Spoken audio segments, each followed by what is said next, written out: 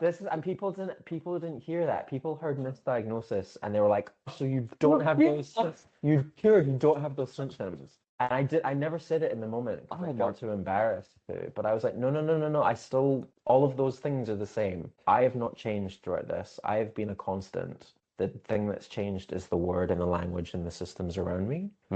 And that was lost on people. The amount of people that heard, oh, you've had a misdiagnosis and understood it to be, oh, you're cured. And it's like that's not what happens. And so that was quite an isolating experience.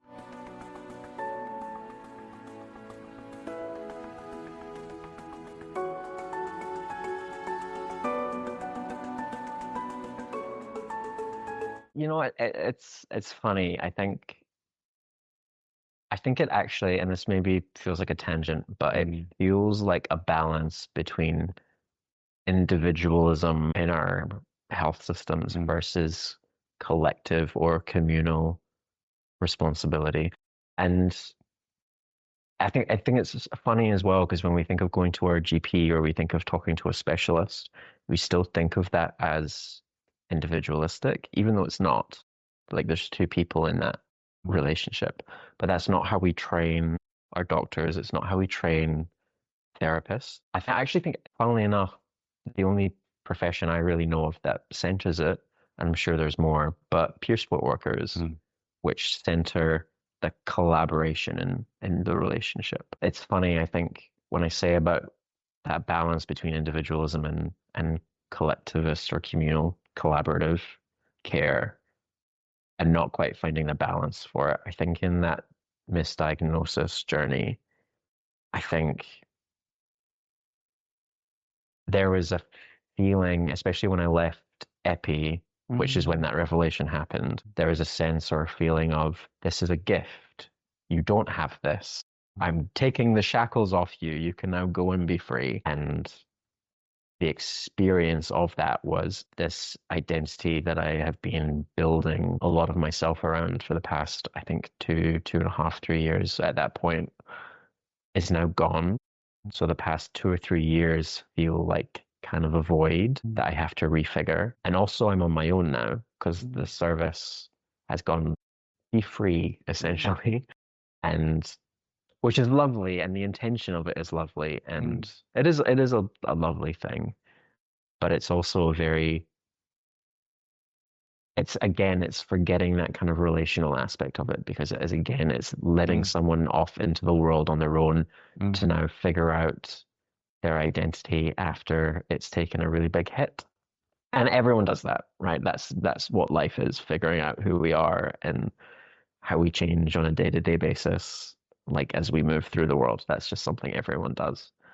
But there is an additional challenge, I think, with mental health, and especially for more intense experiences of mental health, where it is harder to find people with shared experiences. It's harder to find information. It's harder to find communities where you can see those experiences reflected, where you can see those experiences being managed effectively. And especially the interesting thing of it being misdiagnosed was now the spaces that I would have gone to see similar experiences weren't accessible to me because they weren't my experience by diagnosis, by label, you know.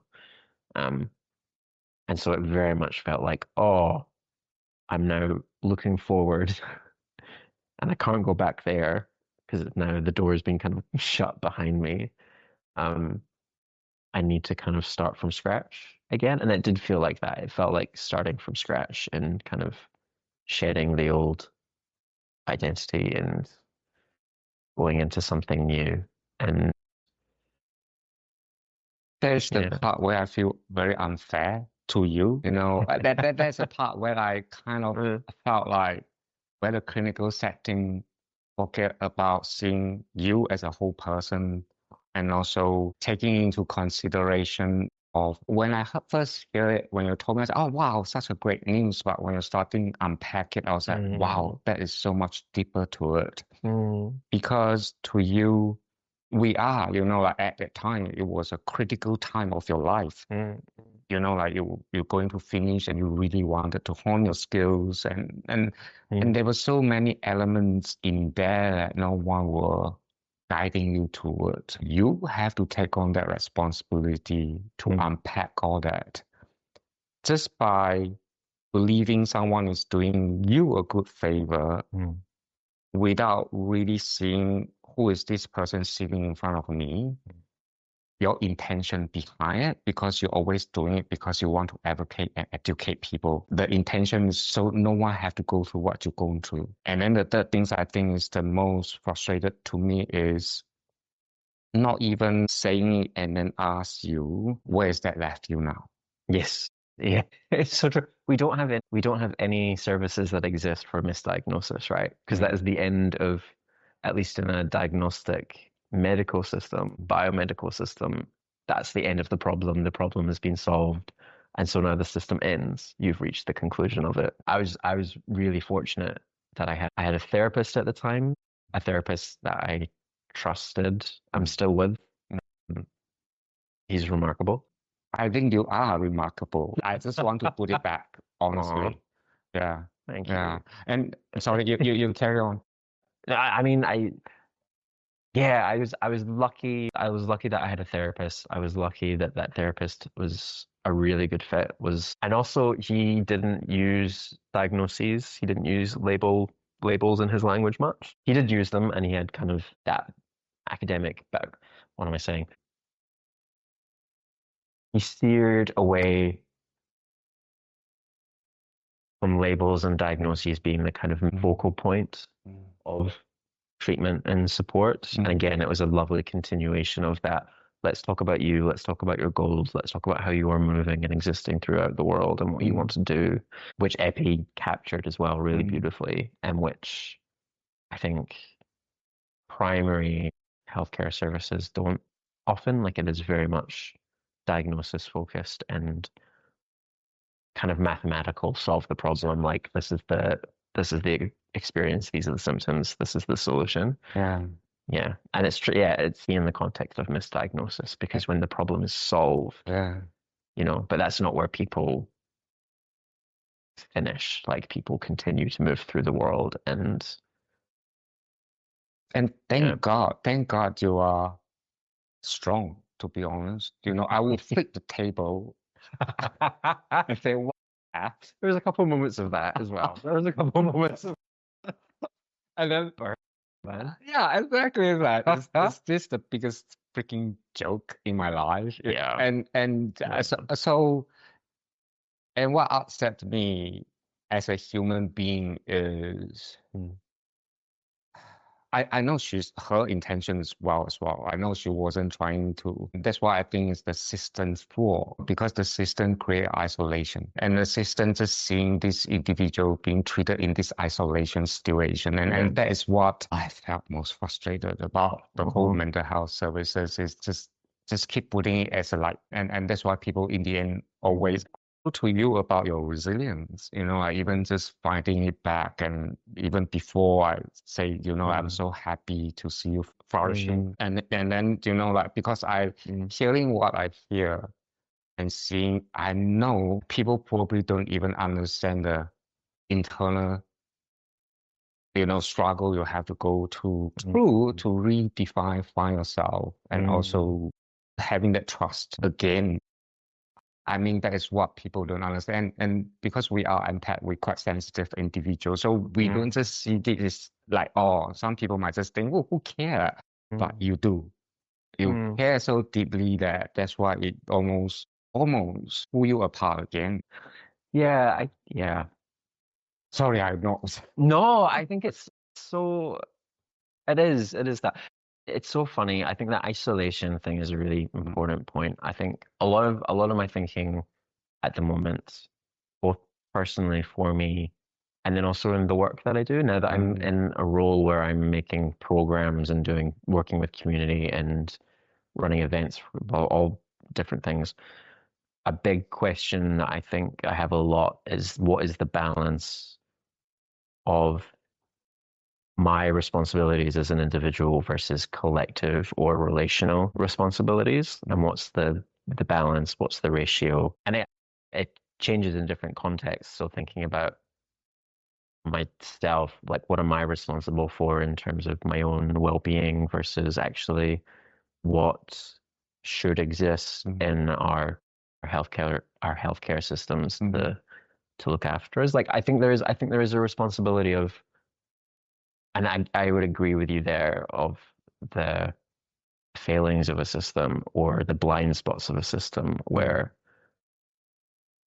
it is so individualized and it is so problem focused in solving the problem that we forget that people's journeys continue past that. And there is, I think, a responsibility of, cool, you've just finished a really, you've come to the end of a really massive treatment, or you've just had a diagnosis label shift, or how does that feel? Like that's a transitory period that I think people should be supported through and should have conversations through, and that just doesn't exist unless you have that kind of personal connection with a therapist.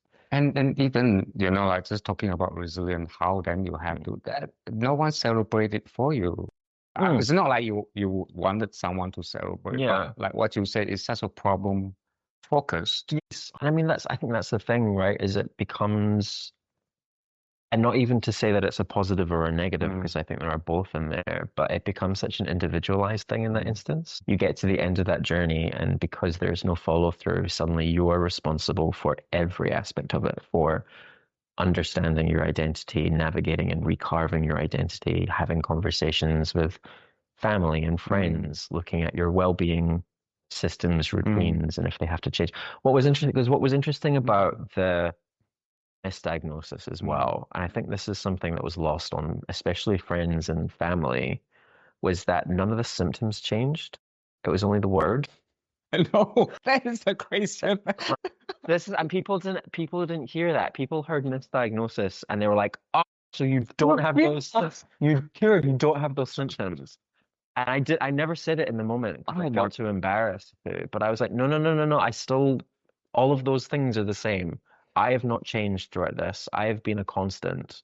The thing that's changed is the word and the language and the systems around me. And that was lost on people. The amount of people that heard, "Oh, you've had a misdiagnosis," and understood it to be, "You're cured." And it's like that's not what happens. And so that was quite an isolating experience. I was happy because of the title, the label schizophrenia, because that's the worst label. I was happy in that sense, and also the reason why I want to share and acknowledge what you've gone through is because for anyone going through mental health issues like myself, I know the journey never been easy. People thought it's easy. It's like, live in my world and see how you handle it. Yeah. And anyone came out from the other side, it's never been a smooth run. No. It looked like, then now like the amount of work, challenge you have to, pull yourself out again and again. It's not normal for anyone to understand. I agree. Yeah. I agree. Yeah. And it's funny, like that, again, thinking about like that balance of individual responsibility versus collective care. I remember being really frustrated in those moments. One, angry at myself for not being able to kind of say that wasn't what was happening. Symptoms are the same. I'm just understanding them differently. Like the diagnosis shift was useful in some ways because it made me question the language that I use to describe my experiences. So my language became more accurate. And as my language became more accurate, my understanding of what my experiences were became more nuanced and more accurate. And as that understanding grew, I was able to take better care of myself because I understood what the causes were, what my reactions to just daily living was. I was able to set up my routine and make changes that were positive overall. And that's a very individual process. And in that sense, the misdiagnosis and being told about it was really useful because that was skill acquisition for me. I learned how to take better care of myself. I understood myself better. And so in that sense, and that's a very individual responsibility kind of realm, a big positive.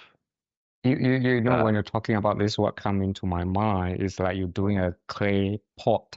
You know, like you finally mold it into a shape where you're proud of. And then these things they came over, it's like, oh, it's wrong. Yeah. Yeah. But now you have to start all over again. And that's why I think you have such a good insight now with your job. Yeah. To really see how to shape it into a better space. Yeah. Do you know what's funny? I love that metaphor. I love that metaphor. With script writing, there's a really scary exercise you can do with script writing where once you finish a draft, usually your first draft, you bin it, you destroy it, and then you rewrite the whole thing from memory. The idea being that what sticks, I know it's a terrifying exercise, but the idea being what sticks is the stuff that's really memorable, that resonates. And so actually, as you do that, you naturally get rid of the fluff that you don't need, and what stays with you is the really good, impactful, terrifying exercise because it involves destroying and saying goodbye to a whole bunch of really hard work. But lots of people swear by it, and it feels like a similar thing, right? Like terrifying to do. So you experience it in your study, like where you had to restart the script. Heck yeah. Look, that's crazy. So thank God you have that training. Listen, again, like even in that way, like it really does lived experience informing creative practice and vice versa. And they really do. And you know what? That's why I enjoy talking to you so much, because the layer of it that I enjoy the most is the layer of it I can unpack with you. It's like we can see. It was down, right? Yes. Yeah. But it really is. So in that sense, the misdiagnosis journey was a positive. There was a lot of individual gain from that. At the same time, I definitely noticed a couple of years into that journey that I was, so I say hyper independent. That's not accurate at all. I've never been that good at looking after myself. But as I practiced those skills, I also realized that my ability to share it with other people was decreasing, becoming less and less. My experience to navigate those things in relationships, so with my family, with my friends, suffered a little bit. And it's tricky because 2 or 3 years into it, I started to reflect on that, and I thought, oh, my understanding for myself has strengthened through this process, but my ability to navigate it in relationships has worsened. Okay. What's caused that? And then that's when I started to think about it or frame it in that sense of, oh, of course, I've been doing this by myself. I've not had any relational systematic support for this kind of misdiagnosis journey process. And I think that's again why I think that balance is so important. Like, what is the balance of individual responsibility versus collective responsibility in anything? And so I look back at that journey and I'm like, oh, okay, the balance was off. My individual responsibility was up here. Collective responsibility was not existent. And that ratio is not super off, but like you need a little bit more collective care and a little bit less individual responsibility. Like 70-30, maybe. Yeah. Like still mostly my responsibility to manage my experiences and come to my own understanding of it, as we all must do. Yeah. But it would have been nice to have language to talk about it with friends. It would have been nice to have even my GP at the time be like, hey, this is really big. Do you want to talk about it? Do you want to I don't even know if that kind of pathway exists for that conversation, but that was lacking. And I think now I look back on it and I think, oh, if that pathway existed to talk about it with my GP, if more information existed to share with my friends so I could talk about it with them, if it was more of a mainstream conversation so my friends already knew and they knew how to start the conversation, you know, but none of that kind of exists, which means the collective ability to respond to that in relational ways decreases. And so individual responsibility has to increase. And I find that it's so often that's the case, right? Like if we diminish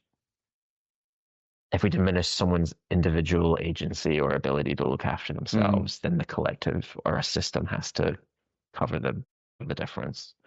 And if it can't, you get a whole bunch of violence and harm happening and systematic failures. But conversely, systems take too much responsibility.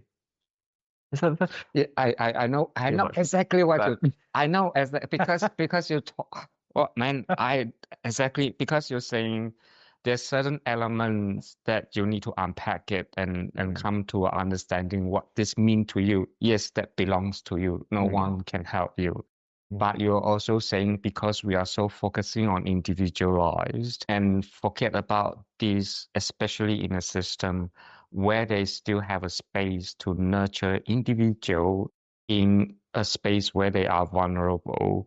You are not asking them to rescue you. You are saying, come together and help you to facilitate the kind of discussions that you needed. yes, You also, it was just so new to you. Like now you can articulate it. At the time, you are confused. It was like, yeah, what's this mean to my life? And no one, like say, this happened before. Let's, like you're professional here. We're not going to tell you what you should do, but we are going to stand by you and help you to figure out what this mean to you. But there's no, and everybody was just, oh yeah, misdiagnosis.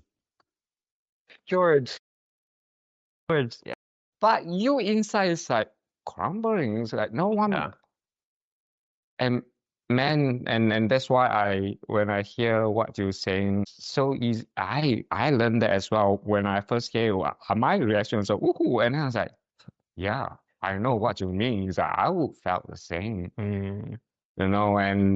and especially so complicated because you were still at the age where you developing your identity, you're trying to figure out who you are, looking at the world, and all that's came to you. How can you say any otherwise? There's no other reference allow you even to have a blueprint to say that's why you have to make it out and your outlet is creativity. And that is your language of love, your language of expression, or language of who you are. And now I can sit here 53 and share that with you. It's like I wouldn't have a clue if I were you. I would be freaking lost. I think that's the experience of a lot of people as well. Not even to do with like misdiagnosis. I think just in our mental health system in general, right? Like that is so many people's experience of just figuring stuff out, trying to figure stuff out, not having information, resource, support, spaces, examples to back that up. And if you don't have that, then it's the only thing you're relying on is your individual capacity and the tools and the skills that you may or may not have at that moment. And yeah, it's really hard because if you don't have those skills, which lots of us don't, we're not taught that, we don't see it in our lives, and it is something that has to be learned. If you don't have those skills, then yeah, suddenly you're in a place where you want to try and figure out your identity. You want to put language to your experiences and understand them, but you just aren't able to. And in a lot of ways, I think that's where I find a lot of perspective because I had resources and I had support and I already had a couple of skills as well to be able to navigate that journey. And it was a hard journey. It was uncomfortable and there was a lot of guilt and there was a lot of anger and frustration and uncertainty and confusion. I had support to kind of come through it. And then in retrospect, look back at it and be like, okay, cool. Now that I'm on the other side, I can kind of put pieces in place and I can kind of understand that experience a little bit better. Yeah, if people don't have access to those supports and they don't already have the tools, I can imagine that being just not impossible, but a deeply, deeply challenging experience and an experience where it's so easy to just find yourself making guesses and hoping that stuff works, but having no reference to know if what you're doing is correct, if the language you're using is correct, if the well-being management that you're using for yourself is correct. That take me to the side way where I also want to talk to you about your work, because I think that's why you now so good with what you're doing, because I can see everything you put in is not. It's very different when someone doing their job just as a job and doing as a job as learning so much about themselves and the world that they really want to shape the future outcome of the people and having a different kind of conversations that can happen. And, that's what I saw. I'm really fortunate enough. I really feel like just blessed to even meet someone like you, where we kind of, I felt like, I understood what you're saying, what you're doing, because I know you're someone who really go inside, dig something so deep that to transform into work, not just a surfer, touch base done. You really do that. I hope so. I try to. Thank you. That's I can sense it. Like that's what you. Yeah. So would you like to share? Yeah. No. Yeah. Also, I am not very good at receiving compliments. Hear me doing like. No, we all are. I'm not. I'm very good at giving people compliments. I'm not good at receiving myself. Nope. The work. I mean, now so much of the work, I ask that same question. I ask, what am I responsible for, especially as someone who's in a position of power in the work that I do, position of power in that I am part of an organization. That organization applies for and occasionally receives funding. An organization that creates projects and leads those projects. So power, and that I walk into spaces and I'm a facilitator, or I'm not in charge or leading a space, but there's a dynamic, there's a hierarchy there. And I think one of the questions, just to kind of connect it to what we were talking about before, one of the questions I often ask is, okay, what is my responsibility as a facilitator or someone who is kind of holding space? What is the responsibility of the space itself that we're creating? What does it need to be able to accomplish?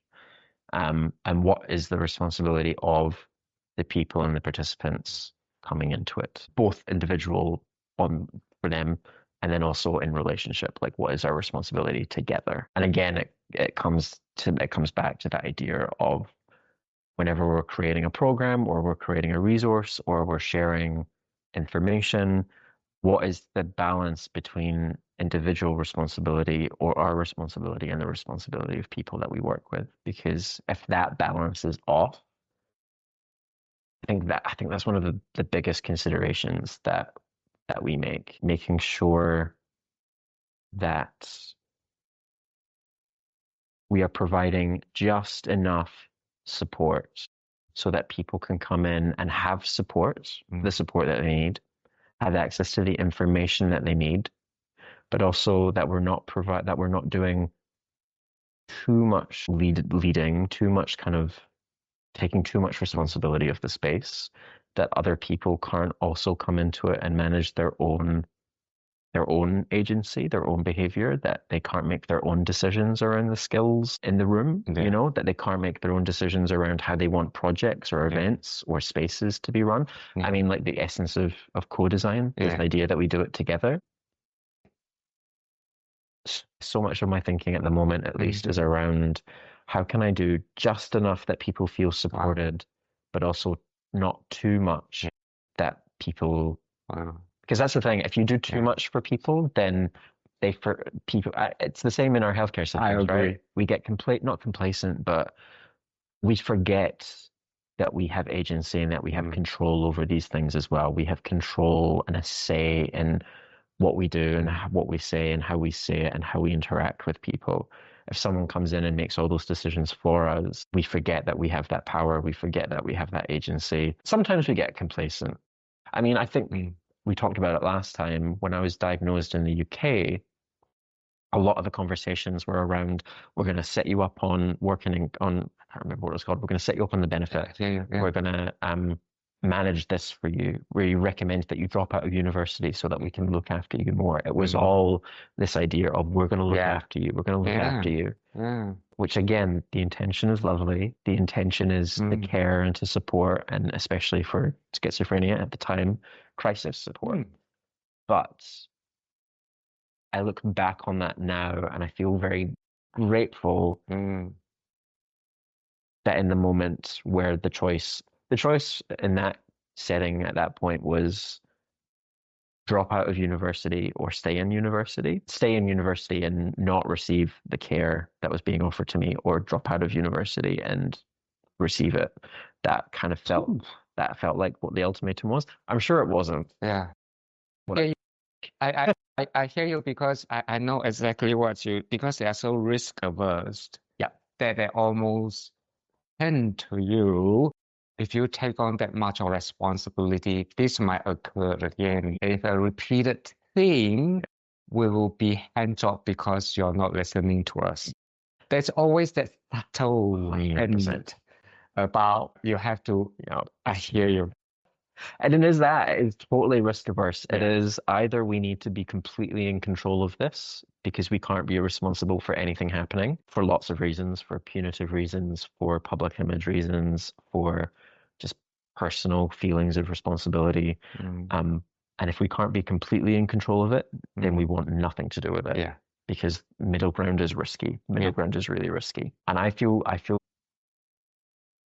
proud of myself. Oh, that's a weird thing to say. I feel proud of myself that in that moment, I was thinking in my head, like, thank God. It was like, no, I've not always made the brave decision, but I'm glad that in that moment I did. And I said, actually, I don't want to do this. I want to continue with my master's. I'm using it to understand what's going on for me. It's a really useful tool. I don't want to lose it. They must be thinking you are nuts. No, there was a lot of, they couldn't, I mean, that's the thing, like, they can't stop you from doing that. Exactly. They can look at you like you're making a horrible decision. Yeah, because no cheering squad there is like saying, wow, you're having such a hard time, you still want to do this, bravo, let's see how we can support you. Yep. None of that. None of that. I hear you. Yeah. Just like, we think it's a really bad idea and we want to make sure that you're taking care of yourself. Are you taking care of yourself? I don't know. I think I am. It feels like a good decision. Yeah. I'm glad that I did that. Yeah. And I think that I remember that whenever I'm making decisions now, even in my work, I'm like, I don't want to do too much for people that they would ever forget that they have the ability to make those decisions for themselves, even when it's uncertain, even when it's scary to do so. Honestly, a lot of the work that I think I do in my facilitation at the moment in co-design, but also just in community as well, it's not safety netting, but it's supporting and holding and navigating those feelings of uncertainty, those feelings of people realizing that they have that agency, that they have the ability to kind of do things they might not have thought possible. Not possible. Sounds like a motivational speaker, but to navigate that uncertainty and that identity formation and figuring out what works for them and what doesn't. A lot of the facilitation that I think I do is often it's not doing very much at all. It's just being ready to kind of offer up a suggestion or a reinforcement or a question or whatever it kind of looks like in the moment. But just being ready as people kind of build that individual responsibility and they realize what they want to be responsible, what they can be responsible for, and also what feels good to be in control of, what feels good for them to manage. And I was just say another. It's like someone really want to fly a kite, and they're not too sure about the wind directions, or they might not in the right ground, and you're not taking that joy for them to fly the kite. Yes. You're just saying a few things that, you might need to think about the wind directions, and this is a low ground. I don't think you're going to catch the wind. Let's go and find somewhere else where different environment. Yep. Yeah, but you don't want to take away that kite. Let me fly it for you. Now you can play. Stupid child. Yeah, but that is awesome. 100%. Yeah. Yeah, and I mean, at the same time as doing that, you are looking, because it's not, again, it's never, they're never going to be 100%, like, especially if it's an event or a workshop or co-design or whatever, like there is a limit to what we're asking of people, of individuals. So in the back of your mind, you're also thinking, cool, as an organization, our responsibilities are this. As Titiriti, our responsibilities are this, thinking about the collective and the cultural responsibilities. As practitioners, like we have these responsibilities. So you've got that kind of going in the back of your mind, but it's always thinking about that balance. It's always thinking about that relationship between how much are we asking of people, how much of ourselves are we bringing into the space, and what is the collective responsibility, the organizational, the collaborative responsibility. And when you get the balance right, yeah, that feels like the sweet spot. I like what you described because I have never heard someone who able to articulate co-design so well. I think, yeah, Everybody keeps saying co-design, but no one actually able to articulate. Like it's not taking away that responsibility, but also being mindful who you are standing in the room and looking at the audience. 100%.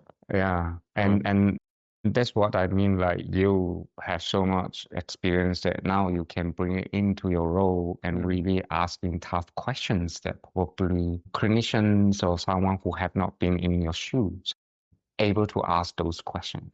I think it's interesting being in this role, being in a role. This is my first kind of professional full-time role. It's giving me a nice opportunity to put that kind of skill, that facilitation skill into the context of like research and co-design.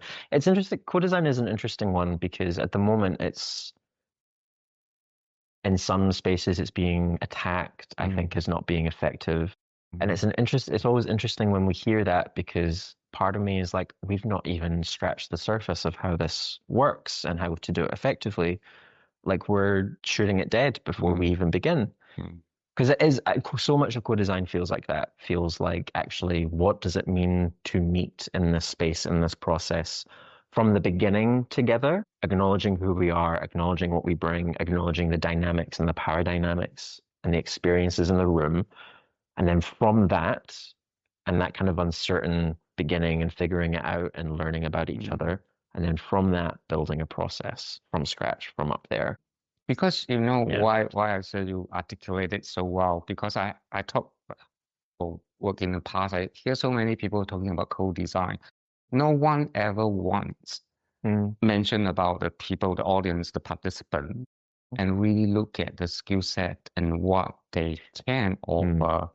And so the co-design is not taking away that individual autonomy and the interest and the passions, but creating something from the organizations that lift 100%. What they already have. 100%. And you know what it is as well? I think it goes back to that idea of risk that you mentioned earlier. I think organizations and actually being a part of an organization and working with other organizations has been a really useful learning experience for me.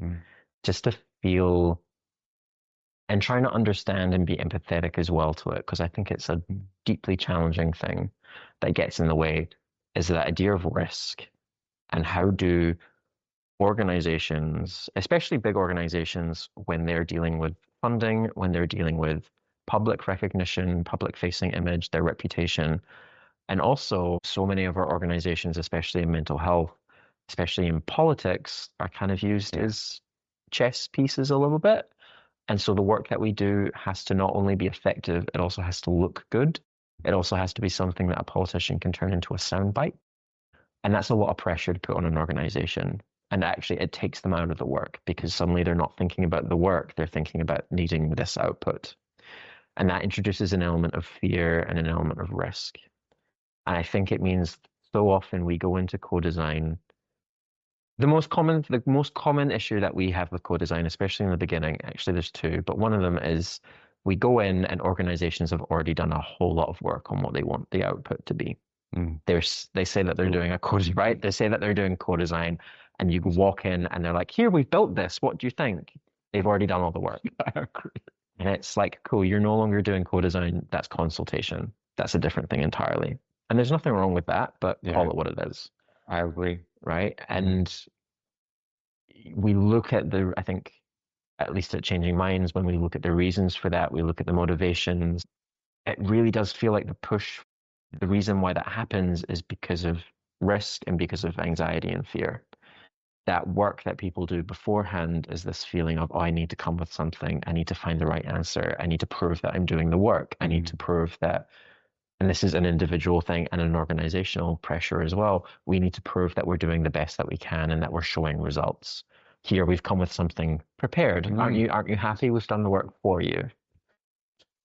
So well put. And it comes from fear. It comes from fear. And that fear is caused by a lack of funding and uncertainty around funding. A sense that lack of funding leads to competition. It leads to people not trusting each other. It leads to gatekeeping. It leads to hoarding information that could be mutually beneficial. And it kills collaboration dead before you even begin. Absolutely. And then you have people coming in and being like, see, co-design doesn't work because people don't collaborate. And it's like we don't have the environment where actually co-design could work at the moment. Exactly. We need to go back a couple of steps. And there was a second thing. What was the second thing? Yeah, the second thing I think that gets in the way of co-design, it's also a fear and an anxiety thing. At Changing Minds, when we go into processes, because people want to. This is the thing. People think that there's a reluctance to engage lived experience or a reluctance to get lived experience in the room. There's actually not. There's actually a lot of desire to have lived experience voices in there. But what happens is, and a lot of the work that we at Changing Minds do, I think, in those very early stages when we're setting up co-design, is convincing people that it will work, convincing people to give it time and space, and also convincing people that, or not convincing, but reminding people that at the beginning of co-design, at the beginning of collaborative process, there's always a stage of getting to know each other, understanding who's in the room, understanding the experiences and the bias and the power dynamics and the language. Like there's so much to figure out.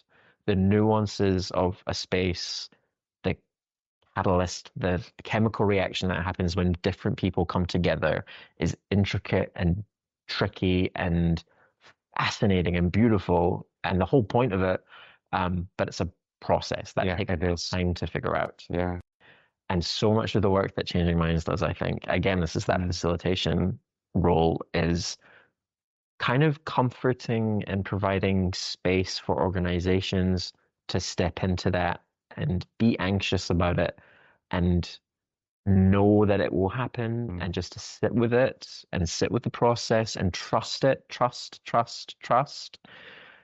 is the thing I wish every organization carried with them a little bit more. Just trust that the process will work. Yeah. Because as soon as that trust falters, as soon as they give into the anxiety, that's when you leave a meeting and someone comes back the next meeting and they're like, we've built it. We've built it. And it's like, no, you've killed it. You've killed it dead. Yeah. You cannot jump the gun. If you jump the gun, you break down that relationship building. You break down the pathways, the possibilities, the potential for people to slowly bring their experiences into it. I wholeheartedly agree with you. All the elements, all the layers you just cover, because that's what I keep seeing as well. Like you get people together, and then when the trust is not there, when people came with a different agenda because there's funding involved, and people say they want to help, but then they're there for themselves. How do you even, which is what you beautifully pointed out, is like the facilitator have to so attune with what is the dynamic in that conversation, and also able to see, like everybody will throw something in, but it's like in this mess, what is really something useful? Because people might say things for their own agenda, but then it's not gel, and then it's like, where do you go and find a pile of whatever there to really say this is going to work together and people feel comfortable? And not many people, as you rightly point out, have that skill and able to be so transparent and allow that to work through representing an organization, being mindful about. I mean, there's a beauty with peer, I think, it's because quite often we are there, understand what we had gone through, and our motivation wasn't motivated by professionalism, another certificate we need to gain. We don't have that. And we're really there because we have walked through something that we know how hard it is. And so we believe now there's a space for us to offer, and we just want to come together. So I completely agree. I think the strength of peer support, there are many strengths of peer support, but I think one of the most beautiful is that peer support, when done well, is about creating space and time for a relationship and a collaborative relationship to form. Within a professional context, that's the expertise of peer support, but it is a collaborative relationship. It is an experiential relationship, with safety and boundaries and everything. And it's an interesting one with peer support because, and I think this is a conversation that we're about to go into as a sector that's going to be really important, which is now that peer support workers are becoming more and more widespread and more accepted, there's questions around how do we standardize, how do we provide guidelines around best practice for peer support workers? And as we do that, I think one of the really key things that we need to be aware of is that we don't rob peer support workers of the time and space that they need to build those relationships. I do think we need to reframe why that time and space is so important. Yeah. Part of me thinks that, especially with early peer support, the reason they were given time and space is because professionals didn't think that what they were doing was useful. So peer support workers were given free rein to be like, yeah, go do whatever you want to do, because it was looked down on. And somewhat, like that gave peer support workers the time that they needed to flourish and build relationships. And that is the strength of the work. And our peer support workers are coming back to professionals and saying, look, this is the relational work that you are missing. And over time it's built, and now it's becoming more and more of a respected profession, as it should be. And it's interesting as peer support work builds, and that question of how do we decide what best practice and guidelines and qualifications look like, that professional kind of presence, meeting it a little bit more seriously. I hope we don't lose that ability to have time and build relationships, and for the work to based on experiences, experiential and relational. Just want to say thank you again for your time, and Thank you for what an having me. honor